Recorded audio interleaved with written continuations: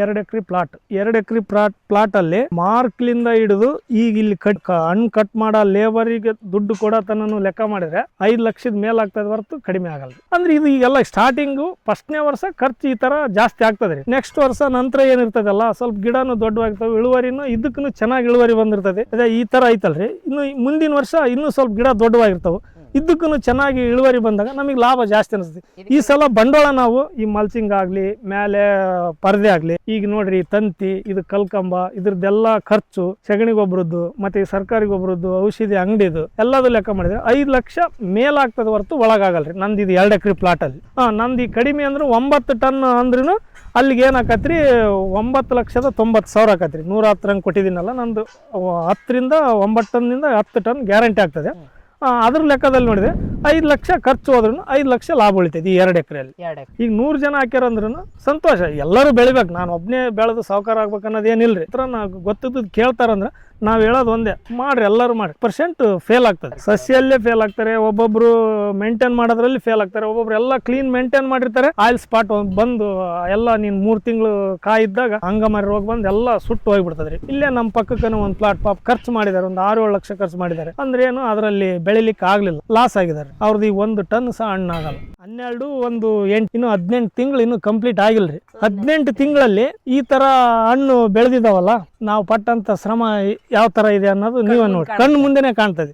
ಇದರಲ್ಲಿ ಏನು ಸುಳ್ಳು ಹೇಳೋದಾಗಲ್ಲ, ಏನು ಮಾತಾಡಕ್ ಆಗಲ್ರಿ. ನಾವು ಮಾಡ್ಬೇಕು, ಶ್ರಮ ಪಟ್ರೆ ನಮಗೆ ಫಲ ಐತ್ರಿ. ಇದರಲ್ಲಿ ಏನಂದ್ರೆ ನಾವು ಇತ್ರಾಲು ಯಾವ ತರ ಮಾಡಬೇಕು, ಕಟಿಂಗ್ಸ್, ಇದನ್ನ ಗಿಡ ಕಟಿಂಗ್ ಯಾವ ತರ ಮಾಡಿಸ್ಬೇಕು, ಅದ್ರ ಬಗ್ಗೆ ಎಲ್ಲ ನಾವು ಕ್ಲೀನ್ ಆಗಿ ಮಾಡ್ಬೇಕು. ನಾವು ಯಾವ ಟೈಮಲ್ಲಿ ಏನ್ ಗೊಬ್ಬರ ಕೊಡಬೇಕು, ಇದಕ್ಕೆ ಏನ್ ಔಷಧಿ ಕೊಡ್ಬೇಕು ಅನ್ನೋದ್ರ ಬಗ್ಗೆ ಜವಾಬ್ದಾರಿಯಿಂದ ನಾವು ಮಾಡ್ಬೇಕ್ರಿ. ಇದು ಜವಾಬ್ದಾರಿಯಿಂದ ಮಾಡಿದ್ವಿ ಅಂದ್ರೆ ಇದು ಲಾಸ್ ಅಂತಕ್ಕದ್ದಿಲ್ಲ ಇಲ್ಲ ರೀ. ಈಗ ಇದಕ್ಕೆ ಡಾಕ್ಟರ್ ಅಂತಂದು ಇಡ್ತಾರ, ಹಂಗತೆ ಇಟ್ರೆ ಬೆಸ್ಟಾ? ಇಲ್ಲ, ಮಾಡಿದ್ರೆ ಏನು ತಪ್ಪಲ್ರಿ. ಈಗ ಒಂದು ಗೊತ್ತಾಗಿಲ್ಲ ಅಂದಾಗ ನಾವು ಡಾಕ್ಟರ್ನ ಕೇಳ್ತೀವ್ರಿ. ಈಗ ನಾನು ಎಲ್ಲ ತಿಳ್ಕೊಂಡಿದೀನಿ ಅಂತ ಹೇಳಕ್ಕಾಗಲ್ಲ, ನಮಗೆ ಗೊತ್ತಾಗ್ಲದ್ ನಾವು ಕೇಳ್ತೀವಿ. ಆದ್ರೆ ಏನು ಸ್ವಲ್ಪ ಗೊತ್ತಾಗ್ಲ ವಿಷಯನ ಕೇಳಿ ಮಾಡೋದ್ರಿಂದ ಒಳ್ಳೇದು. ಅದಕ್ಕೆಲ್ಲ ಎಷ್ಟು ಖರ್ಚು ಬರುತ್ತೆ? ಇಲ್ಲ, ಅವ್ರಿಗೆ ಡಾಕ್ಟ್ರು ಬಂದು ಹೋದ್ರೆ ಮತ್ತೆ ಅವ್ರದ್ದು, ಮತ್ತೆ ಈಗ ನಾವು ಅವ್ರು ಏನು ದುಡ್ಡು ಕೇಳಲ್ಲ ಅಂದ್ರೂ ನಾವು ಹಂಗ ಕಳ್ಸಕ್ ಆಗಲ್ಲಲ್ರಿ. ಅವರು ನಾವು ಎಷ್ಟಾಗ್ಲಿ ಈಗ ಅಲ್ಲಿಂದ ಇಲ್ಲಿ ಬಂದಿರ್ತಾರೆ. ಈಗ ಫ್ರೀ ಬಂದು ಹೋದ್ನಂದ್ರೆ 1 ಸಲ ಬರ್ತಾರೆ, 2 ಸಲ ಬರ್ತಾರೆ, 3ನೇ ಸಲ ಕರೆದಾಗ ಬಿಜಿ ಇದೀನಿ ತಡೆಯಪ್ಪ ಅಂದ್ರೆ ಮುಗಿದು ಹೋತ್ರಿ. ಹಂಗ ನಾವು ಅದನ್ನ ಹೇಳಕ್ ಬರಲ್ರಿ. ಏನಂದ್ರೆ ನಮಗೆ ತಿಳಿಲಾರ್ದಂಥದ್ನ ಬಂದು ಕರೆಸಿ ನಾವು ಕೇಳಿರ್ತೀವಲ್ಲ, ನಮಗೆ ತಿಳಿದೋಟ್ ನಾವು ದುಡ್ಡು ಕೊಡ್ತಾ ಇರ್ತೀವಿ. ಏನು ಅದ್ರ ಬಗ್ಗೆ ನಮಗೆ ಸಮಸ್ಯೆ ಇಲ್ಲ. ಮಾಡ್ತೀವಿ. ನಮಗೆ ಗೊತ್ತಾಗಲ್ದಾಗ ನಾವು ಡಾಕ್ಟರ್ನ ಸಹ ಕರೆಸ್ತೀವಿ. ಹಂಗೇನು ನಾವೇ ತಿಳ್ಕೊಂಡಿದೀವಿ ನಾವೇ ಮಾಡ್ಬೇಕಂತ ಏನಿಲ್ಲ ರೀ. ಅಂದ್ರೆ ನಾನು ಇದ್ರ ಬಗ್ಗೆ ನನಗೆ ಭಾಳ ಬೆಳಿಬೇಕನ್ನೋದು ನನಗೊಂದು, ಇಂಥ ಪ್ಲಾಟಲ್ಲಿ ಈ ಥರ ಬೆಳಿಬೇಕನ್ನೋದು ನನಗೊಂದು ಐತ್ರಿ. ಅದು ಧೈರ್ಯ ಇರೋದ್ರಿಂದ ನಾನು ಮಾಡ್ತೀನಿ ಅನ್ನೋದು ಒಂದು ನನಗೆ ಭರವಸೆ ಐತಿ. ಈಗ 1 ಎಕರೆಗ ಈ ಸಸಿ ತಗೊಂಬಂದು ಇದೆಲ್ಲ ಮಾಡಕ ಎಷ್ಟು ಖರ್ಚಾಗುತ್ತೆ? ಇದು ಈಗ ನಮ್ ನೋಡ್ರಿ 2 ಎಕರೆ ಪ್ಲಾಟ್ 2 ಎಕರೆ ಪ್ಲಾಟ್ ಅಲ್ಲಿ ಮಾರ್ಕ್ಲಿಂದ ಹಿಡಿದು ಈಗ ಇಲ್ಲಿ ಕಟಿಂಗ್, ಇವತ್ತೇನು ಕಟಿಂಗ್ ಆಗ ಹಣ್ಣು ಕಟ್ ಮಾಡೋ ಲೇಬರಿಗೆ ದುಡ್ಡು ಕೊಡತನೂ ಲೆಕ್ಕ ಮಾಡಿದ್ರೆ 5 ಲಕ್ಷದ ಮೇಲೆ ಆಗ್ತದೆ ಹೊರತು ಕಡಿಮೆ ಆಗಲ್ಲ. ಇವತ್ತು ಹಣ್ಣು ಕಟ್ ಮಾಡಿರೋದು ನಾವು ಒಂದು ಹಿಡ್ತದಲ್ಲಿ ಮಾಡಿದೀವಿ, ನಮ್ಮ ಸಣ್ಣ ಪುಟ್ಟ ಕೆಲಸಗಳೆಲ್ಲ ನಾವು ಮನೆಯವ್ರು ಮಾಡಿದೀವಿ ಅಂದ್ರೂ 5 ಲಕ್ಷದ ಒಳಗಾಗಲ್ರಿ. 5 ಲಕ್ಷದ ಮೇಲೆ ಹೊರತು ಒಳಗಾಗಲ್ಲ. ಅಂದ್ರೆ ಇದು ಹಂಗೆ ಖರ್ಚುನ ಐತ್ರಿ. ಅಂದ್ರೆ ಇದು ಈಗೆಲ್ಲ ಸ್ಟಾರ್ಟಿಂಗು ಫಸ್ಟ್ನೇ ವರ್ಷ ಖರ್ಚು ಈ ತರ ಜಾಸ್ತಿ ಆಗ್ತದ್ರಿ. ನೆಕ್ಸ್ಟ್ ವರ್ಷ ನಂತರ ಏನಿರ್ತದಲ್ಲ ಸ್ವಲ್ಪ ಗಿಡನು ದೊಡ್ಡವಾಗ್ತವೆ, ಇಳುವರಿನೂ ಇದಕ್ಕೂ ಚೆನ್ನಾಗಿ ಇಳುವರಿ ಬಂದಿರ್ತದೆ.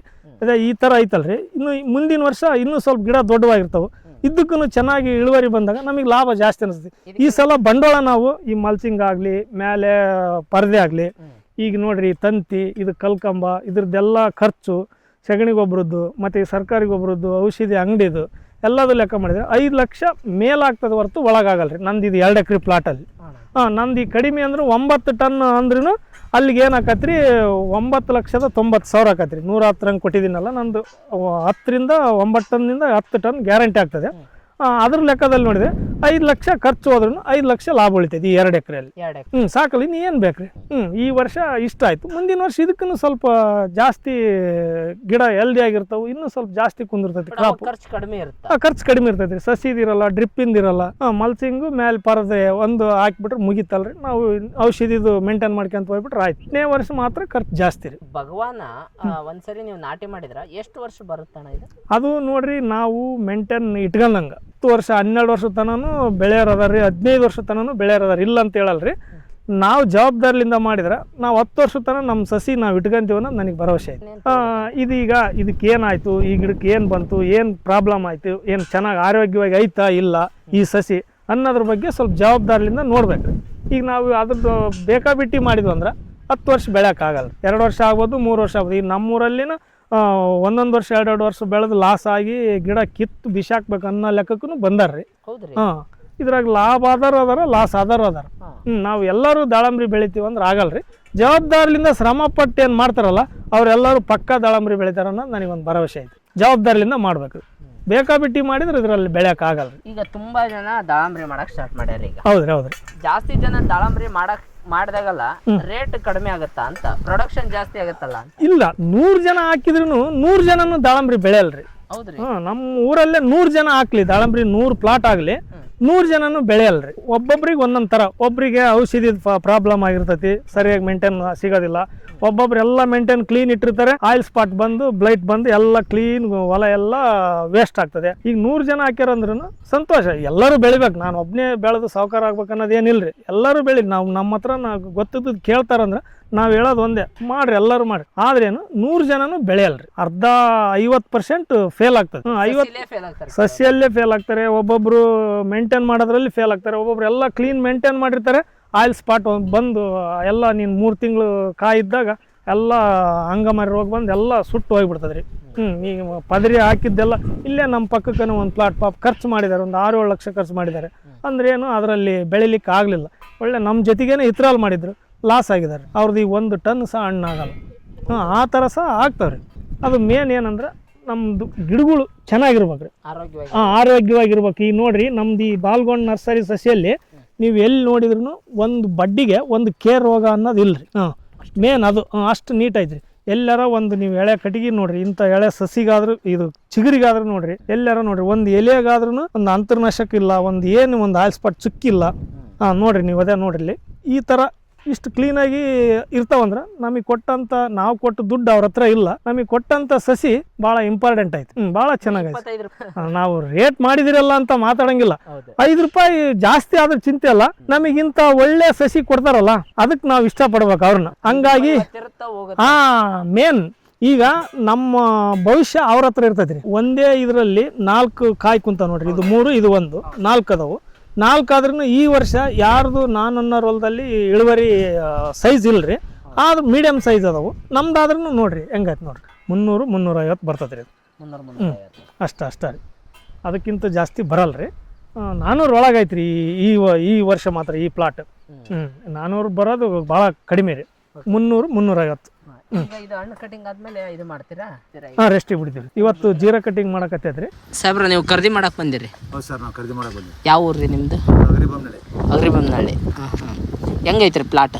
ಪ್ಲಾಟ್ ಚೆನ್ನಾಗಿದೆ ರೀ, ಗಿಡ ಚೆನ್ನಾಗಿದೆ. ಮಾಲು ಫಸ್ಟ್ ಮಾಲಲ್ಲ, ಮತ್ತೆ ಫಸ್ಟ್ ಗಿಡ ಅಲ್ಲ, ಸಣ್ಣ ಗಿಡ. ಏನು ಜೀವ ಅದು ಸಣ್ಣದು. ಅದ್ರಾಗ ಇವರು ಓವರ್ಲೋಡ್ ಬಿಟ್ಟಾರ ಸ್ವಲ್ಪ. ಇಷ್ಟು ಬಿಡಬಾರ್ದ್ರಿ? ಇಲ್ರಿ, ಎಷ್ಟು ಬಿಡ್ಬೇಕು? 40-45-50 ಒಳಗೆ ಇರ್ಬೇಕ್ರಿ ಈ ಗಿಡಕ್ಕೆ. 8 ಎಕರೆ ನಮ್ಮ ಸ್ವಂತ ಪ್ಲಾಟ್ ರೀ. ಬೇರೆಯವ್ರದ್ದು 8 ಎಕರೆ ಲೀಸಿಂಗ್ ಮಾಡಿದೀವಿ ರೀ. 18 ಎಕರೆ ಮಾಡಿದೀವಿ ರೀ ನಾವೀಗ. ಬಟ್ ಅಷ್ಟು ನೀವು ಒಬ್ಬರೇ ಮೇಂಟೈನ್ ಮಾಡ್ತೀರಣ್ಣ? ಇಲ್ಲ ರೀ, ನಮ್ಮ ತಮ್ಮರು ನಾವು ಏಕ ಕುಟುಂಬದಲ್ಲಿ ಮಾಡ್ತೀವಿ ರೀ, ಕೂಡ ಇದ್ದೀವಿ ರೀ. ಏನು ಪ್ರಾಬ್ಲಮ್ ಇಲ್ಲ. ನಮಗೆ ಲೇಬರ್ ಬೇಕಾದಾಗ ಲೇಬರ್ ತರಿಸ್ತೀವಿ ರೀ. ಸಣ್ಣ ಪುಟ್ಟ ಕೆಲಸ ಇದ್ರೆ ನಾವೇ ಮಾಡ್ತೀವಿ. ಲೇಬರ್ ಖರ್ಚು ಇರ್ತದೆ ರೀ. ಅವರು ಈಗ ಒಂದು ಮಲ್ಸಿಂಗ್ ಹಾಕಕ್ಕೆ, ಇದು ಬೆಡ್ಡಿಗೆ ಹಾಕಕ್ಕೆ ಬಂದರೆ 3,000 ರೂಪಾಯಿ ಒಂದು ಎಕರೆ ಕೇಳ್ತಾರೆ ರೀ. ಆಟೋ ಬಾಡಿಗೆ. ಮತ್ತೆ ಪದರಿ ಹಾಕಕ್ಕೆ ಬಂದ್ರೂ 2,500, 2,200 ಅಂತಾರೆ ರೀ. ಮೇಲೇನು ಹಾಕ್ತಾರಲ್ರಿ, ನಟ್ ಹಾಕಕ್ಕೆ ಬಂದ್ರೂ 2,500, 2,000 ಅಂತ ಕೇಳ್ತಾರೆ. ಖರ್ಚು ಐತ್ರಿ, ಖರ್ಚು ಇಲ್ಲ ಅಂತಂದು ಹೇಳಂಗಿಲ್ಲ. ಖರ್ಚು ಇರೋದೇನು ಫುಲ್ ಖರ್ಚು ಐತ್ರಿ. ಏನು ಸ್ವಲ್ಪ ನಮ್ಮ ಟೈಮ್ ಚೆನ್ನಾಗಿರ್ಬೇಕ್ರಿ. ಚೆನ್ನಾಗಿದ್ರೆ ಮಾತ್ರ ಇದರಲ್ಲಿ ಬೆಳಿಲಿಕ್ಕೆ ಸಾಧ್ಯ. ಅಲ್ಲೆಲ್ಲ ಏನಣ್ಣ ಇವು ಡಬ್ಬಿ ತಾಟ ಗೀಟ ಎಲ್ಲ ಕಟ್ಟಿಬಿಟ್ರಿ? ಇವು ಗಿಣಿ ಕಾಟಕ್ಕೆ ಮೊನ್ನೆ ಏನು ಪದರಿ ತೆಗ್ದಿದೀವಲ್ರಿ, ಗಿಣಿ ಕಾಟಕ್ಕೆ ಕಟ್ಟಿದೀವಿ ನೋಡ್ರಿ. ಗಿಳಿದ ಕಾಟ? ಗಿಳಿದ ಕಾಟ ಇರೋದ್ರಿಂದ ಕಟ್ಟಿಬಿಡೋಣ ಅಂತ ಕಟ್ಟಿದೀವಿ ನೋಡ್ರಿ. ನಾವು ಅರಿತೀವ ಇಲ್ಲಿ ಬಂದ್ರು ನೋಡ್ರಿ ನಮ್ಮ ತಮ್ಮರು ನಾವು ಏಕ ಕುಟುಂಬದಲ್ಲೇ ಮಾಡ್ತೀವಿ ರೀ. ಒಬ್ಬರೇ ಮಾಡೋಕೆ ಆಗಲ್ರಿ ಇದರಲ್ಲಿ. ಇವರೇ ನಮ್ಮ ಮೇಂಟೈನ್ ಮಾಡೋದು ತಮ್ಮರ್ರಿ. ಬಸವರಾಜ್ ಕುಂಬಾರ್ ಅಂತಂದ್ರಿ. ಭಾರಿ ಕಾಯಿ ಹಿಡ್ದೈತಿ ಬಿಡು ನೀವಪ್ಪ.